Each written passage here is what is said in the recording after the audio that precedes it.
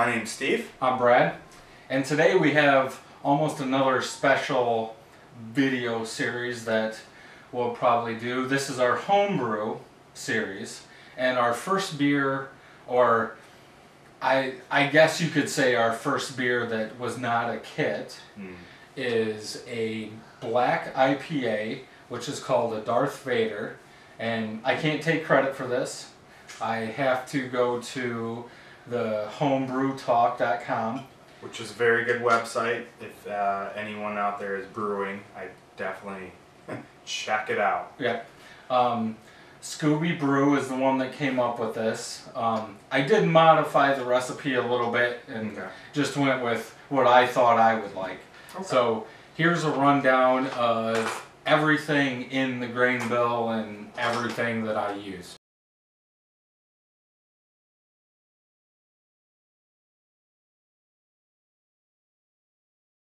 Okay, so also this is special because we're almost treating this like we did the Java stout that we did. Yeah. This has only been bottled 1 week. Which is early, right? I mean, usually you give it 2 weeks to carb up and then you're like, hey, let's taste it, but we're a little eager. I can't lie, I kind of want to taste it. Yeah. So, no, I think it's probably a good thing.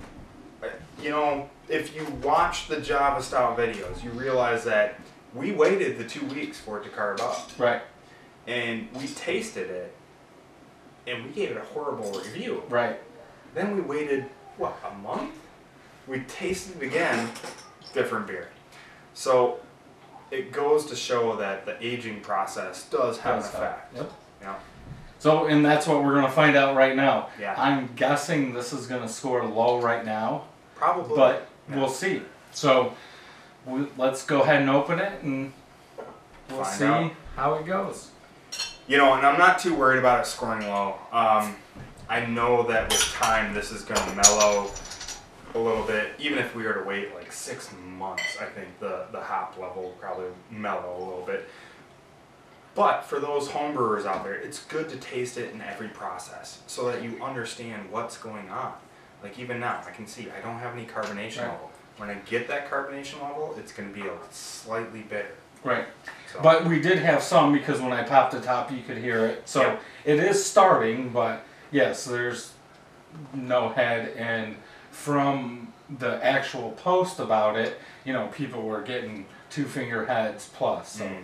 So obviously, we're not going to do a full review. Not today. No. Obviously, we'll just go over the basics. There's no head. We know why. It's not technically ready. So the color's on. It's a black. Yeah. It's a black IPA. It's obviously black. Yeah. But the smell should. Yeah, the smell should be there. You put some hops in there. Now, this one is coming after the 3 Arcadias that we did and the Sam Adams that we did, and I can say this one, out of all of them, this one smells the best. This reminds me of opening a package of hops, right before you put it in, you smell it because that's what homebrewers do, and you dump it in. I mean, that's what this smells like, and it's great that was able to actually come through the boil process as well, because you lose a lot of it. Right. And as you can see by the actual recipe, there's a crap ton of hops in here, and there's also a technical term. Crap ton, yeah. What weight is that? No, I'll go with that. But yes, it was also dry hopped. Okay. So you can really smell it. I cannot wait for this beer to age about a month, maybe longer. And it's going to take probably a couple. But let's taste it, and we'll be able to see how long it will take.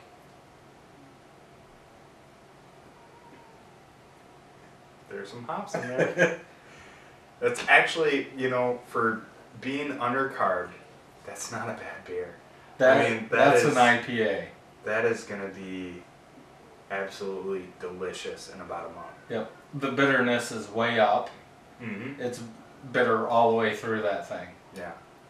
Yeah. What's for those homebrewers out there too, you know, if you end up with something that's too bitter, let it mellow. The only way to do that is to add time. Right. I mean, just let it sit. Your patience is usually rewarded, but you know, there are some beers out there you have to drink young. This is not one of those. Right. No, it's a very good beer. You know, I know we're not going to score it. We're just going to talk about it a little bit. We will score it here in, what do you think, a month? Yeah, I would say a month or so. Probably give it a month, and we'll see what happens. But I think it's on its way. Yeah, it's definitely on its way. You can smell the hops. The bitterness is way up there. Yeah. And it actually looks black. And if you actually go to the thread, and I will put it on the YouTube link, some people were coming in a brown. They weren't coming in a black. And as I said, I did not go by the all grain recipe. This is a partial. So, you know, what was it, 9.15 pounds of extract, then so many, you know, grains were steeped. But I think it's going well. Now, I do want to point out for those that don't know much about homebrewing, that the extract, what it basically is your base malt, right?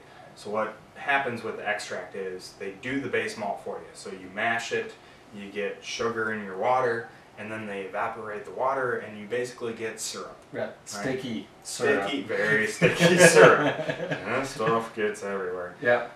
But the whole point is to quicken the actual brew day. So instead of sitting there for an hour, Steeping, and a half, mashing sipping, in yeah, the letting grains. grains sit, you use an extract to stir in, bring to a boil, boom, you add your hops, you're done. So not that there's any knock against extract, and Right. they'll debate till end of time Right. whether all grain or extract's better, and you know, we're not going to get into that Right. here. But no, this is definitely a good beer. Yep. I look forward to having this one in about a month. Yep. It's going to be really good. Yep. So we'll wait until the next one comes out to really judge how it is, just almost like we did with the vanilla or the Java Stout, but at least people are going to see the first one this time throughout instead of just a little clip. But I kind of put that on us, right? We weren't patient enough, I guess, with the Java Stout, right? Well, we jumped to conclusions. Yeah, and I think we were kind of worried that bashing, you know, after a week in the bottle, which we knew it wasn't going to be ready, but we still did it. But, you know, this is going to be a fun series too, homebrew. We'll have 2 smash beers coming up, so that's single malt, single hop edition. We did do a video of that also, just a quick one of how we made it with you and your Detroit little hat there. So by the way, that was the only hat I could find. Blame my wife for that one. We will do reviews on that to see what a basic beer would taste like with hardly any ingredients, you know. Well, and I encourage the viewers out there that don't homebrew or don't have access to smash beers. There are smash beers out there that people aren't aware of. For instance, Founders does one. It's not all year round. It's a very specific, I think it's called Mosaic, I think is what it was called last time. But it allows you to taste the difference in malt and hops because it's just 1 and 2. Right. And they usually use a very mild yeast so that you can taste the difference. Right. So I encourage anyone out there that not even interested in homebrew but just wants to broaden their horizons with their palate, that is definitely the way to go. Yep. Cool. So I think this is a success, and we'll see how other people like it. And if you like it, subscribe, and we'll keep doing more. Absolutely. All right. Well, until next time, I'm Steve. I'm Brad. And we'll see you guys next time. Happy brewing.